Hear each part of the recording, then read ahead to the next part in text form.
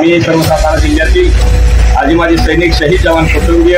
शेतकरी, बहुजन, वंचित ह्या सर्वांना मी आज आव्हान करतो की या सातारा जिल्ह्यामध्ये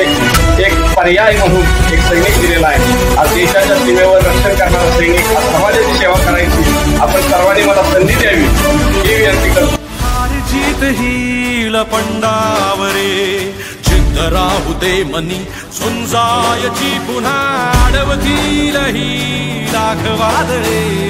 सिद्ध होनी तुला उजळायचे पुन्हा हो रे विधाता नवा जन्म घे विजेता हो रे तुला रे यशाची दिशा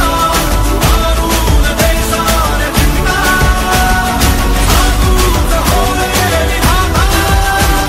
नवा जन्म घे विजेता